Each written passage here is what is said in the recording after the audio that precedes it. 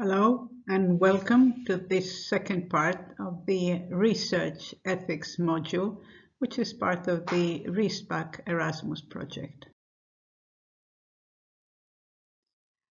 The topics that we would like to address in this presentation would be about research ethics committees, discuss on the vulnerability of patients in palliative care research, say a few words about inclusion and exclusion criteria and what are the ethical issues involved in that. Data protection, discuss a little bit about the ethical particularities of qualitative research and the ethical challenges and violations of research integrity.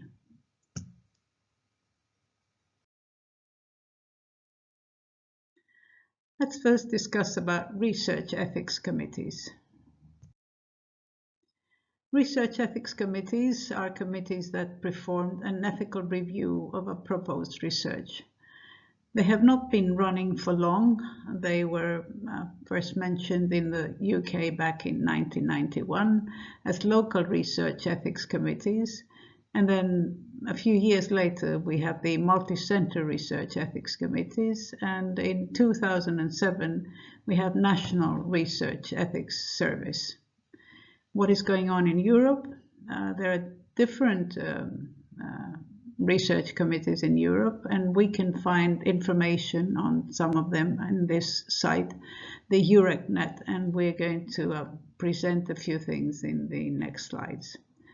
In Australia, we have the Human Research Ethics Committees, and in the United States, they're called Institutional Review Boards. What is going on in the developing countries? It's not very clear, and this sometimes makes the publisher of journals to be reluctant to publish research coming from developing countries because it's not very clear what is going on with the ethical consideration and research ethics committees. So in this EurecNet site, we can see that there's information for 29 countries. We can see them in the map on the right side of the slide. And we have reports on national and regional research ethics committees. The number of committees in every country is variable, and we have 1 to 2 in Cyprus and Estonia, and as many as 2015 in Belgium. They can be from government organizations, from institutions, hospitals, medical associations, etc. Usually they have regular meetings, whether it be weekly, bi-weekly, or mostly monthly. They must be multidisciplinary and multisectorial.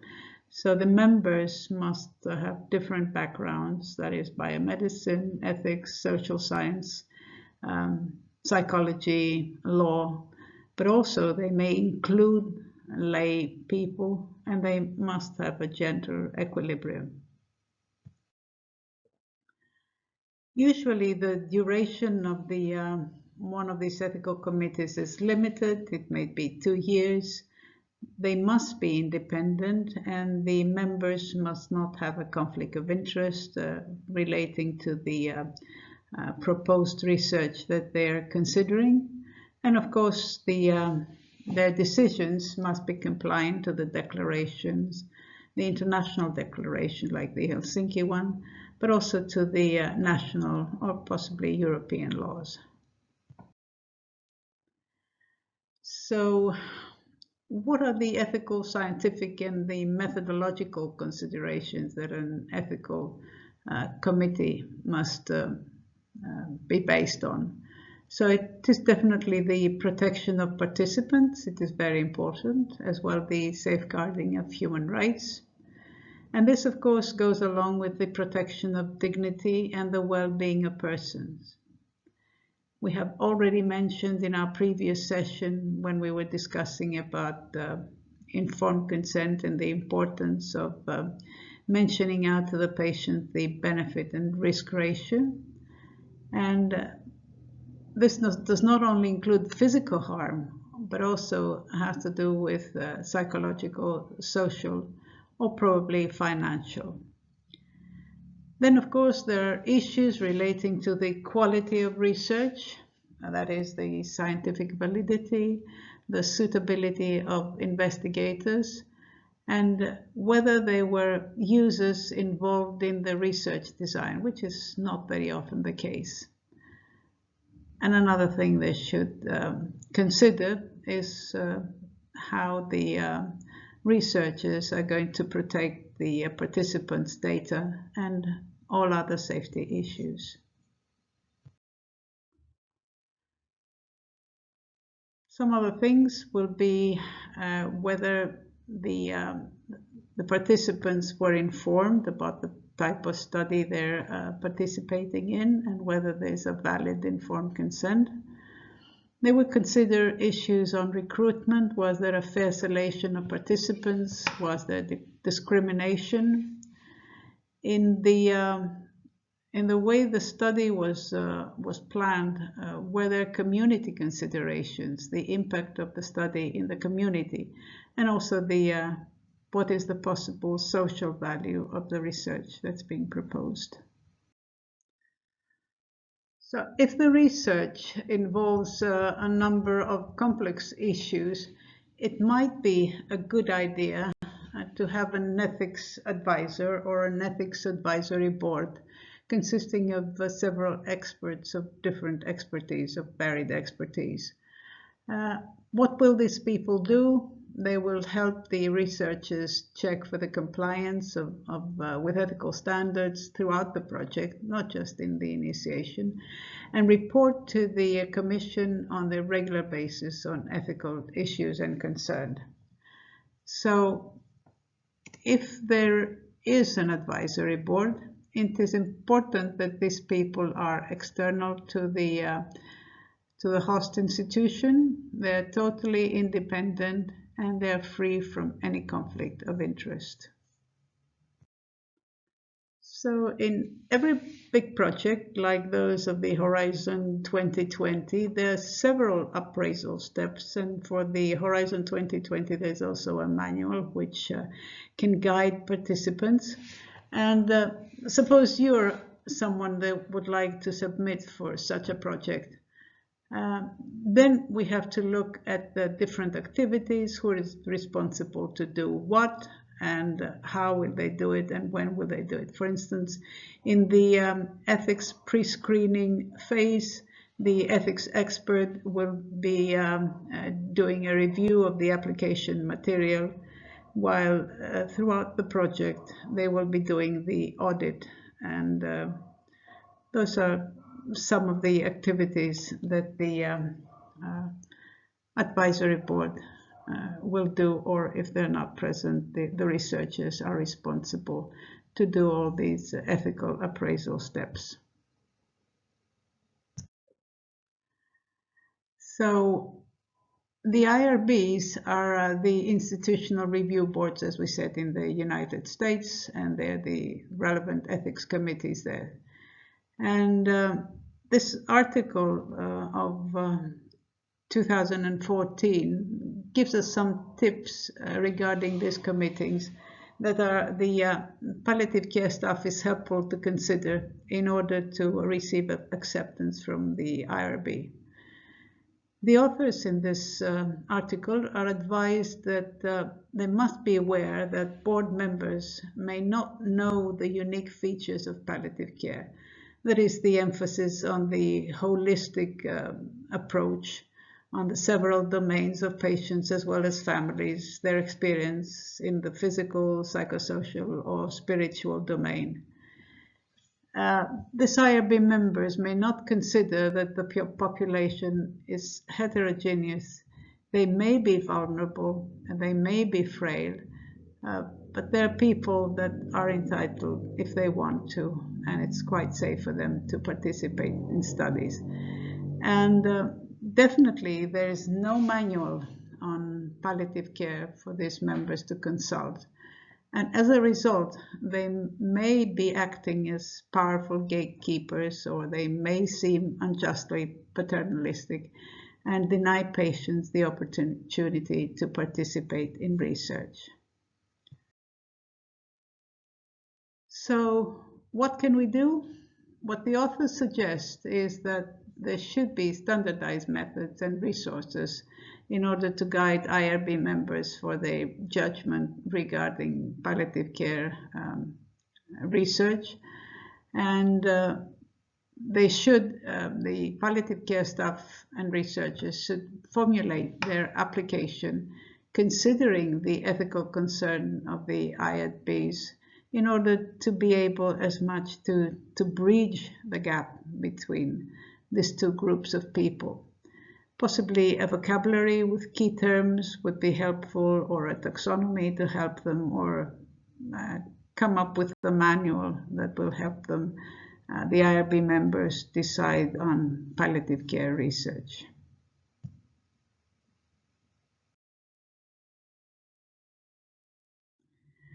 So let's elaborate a little bit on patient vulnerability in palliative care.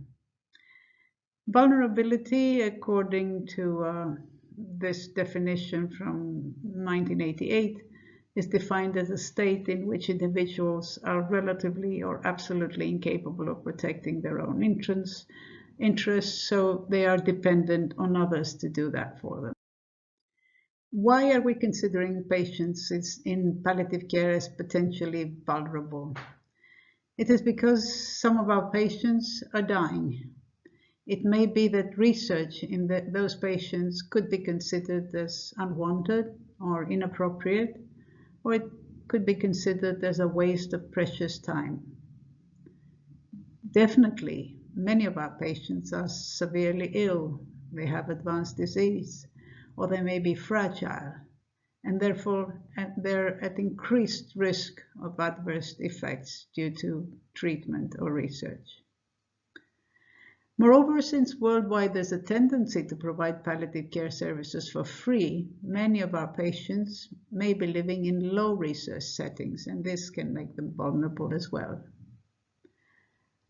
I think that we all agree that most of our patients, at some times in their disease trajectory, have psychological distress or possibly cognitive impairment, or they may be unwilling or unable to concentrate. How can we then introduce a research project to them, explain it, and get their approval and consent where the level of concentration is fluctuating or declining, or maybe totally absent? Then there is more. Hasn't it occurred to you that our patients may be willing to try anything out of desperation? How does this then raise the standard for us to be extra cautious on the research we're proposing? Is it possible that our patients are consenting because they feel obliged due to the free and high quality of care that they're enjoying? Is it natural? Isn't it natural to try and give something back? Is that the reason they're expecting to participate? This is something that we should really explore and try to find out. And of course, there are other contributing factors. Many of our patients have advanced age. They may be taking a lot of medication. They have polypharmacy. They may be living in institutions. They could be dehydrated or have an infection or hypoxia, or they may have direct damage to the central nervous system because of vascular or because of tumor problems. So what may be some of the coping strategies that we may use for addressing patient vulnerability? If we can make a distinction between the clinician and the researcher and delegate the recruitment of the participants to a third party, that could be a way. Another thing would be to try to mitigate the feeling of desperation by using a lead period in our research to optimize symptom management prior to recruitment of participants. Of course, this may be problematic if our research is on symptom control. Another thing would be to repeat and repeat, say repeatedly that patients are free to withdraw their consent at any time, and this will have no consequences on their care. This is very important to stress to the patients. And another thing would be the sensitivity on the part of researchers to any signs that participants no longer wish to be involved in the study that they've entered. So let's look at palliative care research, risks and opportunities. Is there a conflict of interest in patients participating in palliative care research? Of course, the principle that we have to follow at all times is that the interest of the patient always prevail over those of science and society. But the a priori suggestion that palliative care patients or any other type of participants should not be involved in research denies these individuals an active role in living and possibly deprives them of potential opportunities that we're going to elaborate on the next slide. So what may be some of the opportunities palliative care patients have in research? They may be given time and a chance to reflect upon their care and their illness experience. There's a sense of contributing to the community good and offering information that they benefit others, even though themselves they will not be able to benefit from their participation in a study. This many times gives them a sense of a meaning to life. And of course, there is evidence that suggests that the majority of palliative care patients would not hesitate to participate and be involved in research as long as they're well informed about the purpose of the study and the potential benefits. And as I've said before, this may be irrespective of whether they themselves would receive any benefit from their participation.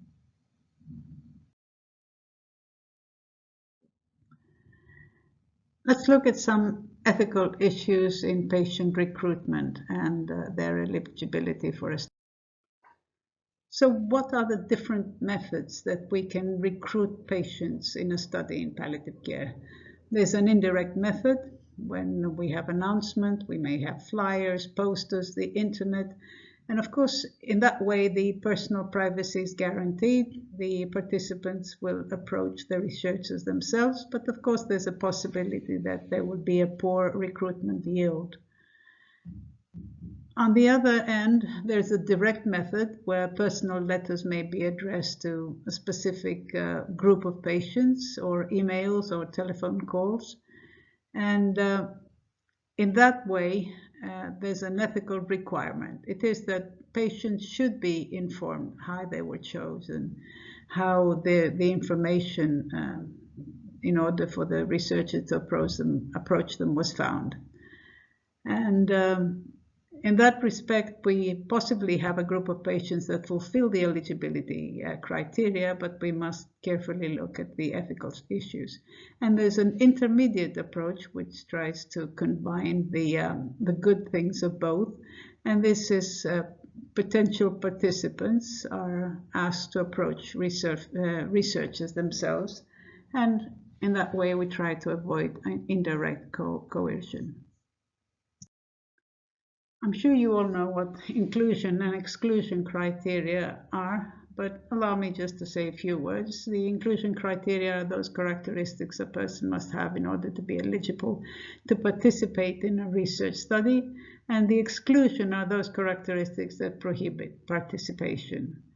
And it is the study aims and objectives, the ethical principles, the risk and benefit ratio, autonomy and justice issues that sort of dictate the inclusion and exclusion criteria. What we must be careful is not to base those criteria on convenience.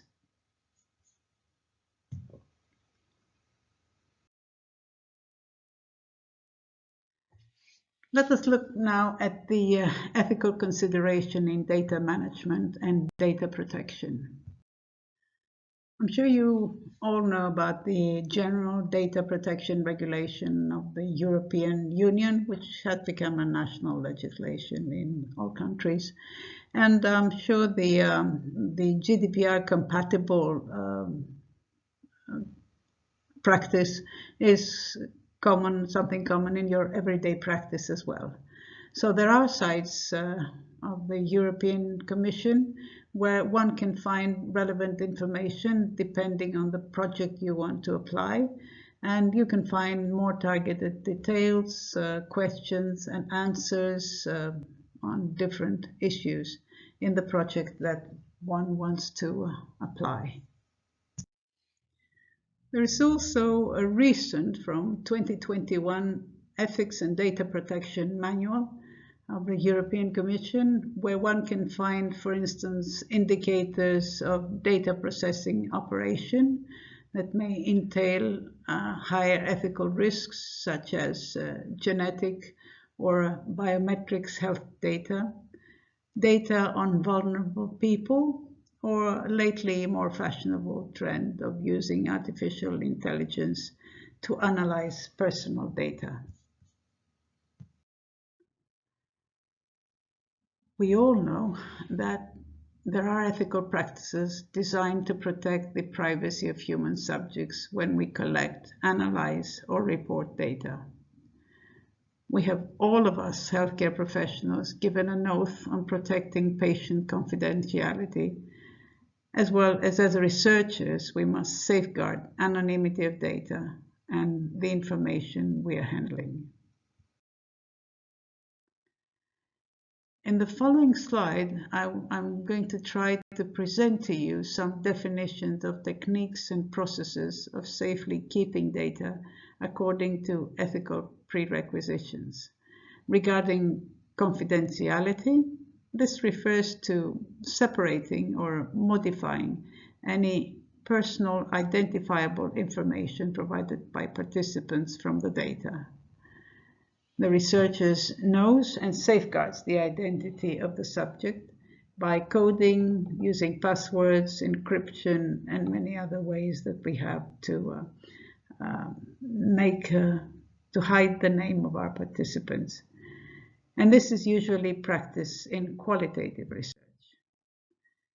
Anonymity is usually practiced in quantitative research, and this refers to collecting data without obtaining any personal identifying information.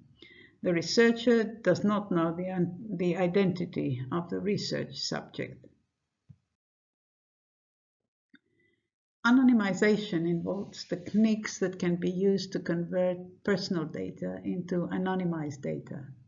Pseudo-anonymization entails substituting personal identifiable information, such as an individual's name, with a unique identifier that is not connected to the real-world identity.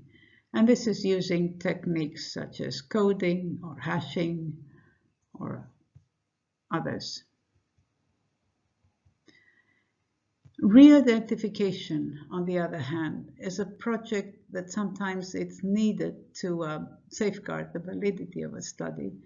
And this is the process of turning a pseudo-anonymized or anonymized data back into personal data. And this helps the validating the results of the study, making sure that they are correct by trying to reproduce them in another. Besides pseudo-anonymization and anonymization, we have data minimization. And what do we mean by that? It means that the information that we keep is the minimal that is required. And this is Article 5 on GDPR. We should not keep more information that we need for the person, for the purpose of the study that we are doing. And of course, there's applied cryptography, and there's using data protection and service providers with storage platforms that are GDPR compatible. And also, we must make arrangements that enable subjects to exercise their fundamental rights, which is tell them how their personal data is used or transferred. What are some ethical challenges, some issues in the way that we're keeping our records? There's always the dilemma between confidentiality and openness, and this is the balance between anonymization and the possibility of re-identification and the procedure we must follow in order to safeguard that. In that way, as I've said before, the data can be reproduced, and if there's conduct, this would be a good checking for it. There's also notes, data, codes, and all of these must be securely kept. And another question would be, for how long do we keep this data? Is it indefinite? Is it at least 5 years so that people can check on the correctness of our study? How many years should we keep the data?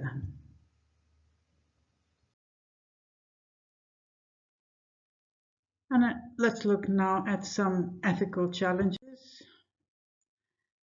And in qualitative research, there's a particular issue because the researcher somehow is part of the process. The researcher has to deal with sensitive research. Sometimes they feel that they are intruding into the people's life, and there may be political issues that they're addressing and personal issues that they're addressing. And also it is the role of reflexivity. I mean, the researcher in a qualitative study would definitely ask question about who am I asking those difficult and sensitive questions. And of course, there should be supervision, safety, and support for the researchers themselves so that they feel that they have done ethically the best that they could in this research. And they should also be able to acknowledge and address their own values, views, and emotions while doing the research. And also they should be negotiating their role and relationship, and these have to do with gender, race, age, personality, sexuality, professional backgrounds, and how all these personal perceptions and issue affect their perceptions and relationship and their role in qualitative research. And last but not least, let's see some of the violations of research integrity. There's deception when on purpose the authors, the researchers are providing false data. There is fabrication, and this is making up results and presenting them, recording them as if they were real. There is falsification, and this is manipulating research materials or equipment or processes, or changing or omitting or suppressing data or results without justification if it suits the outcome that we want to present. And then there's plagiarism, which is using other people's works and idea without giving proper credit to the original source, and thus violating the rights of the original authors and their intellectual outputs.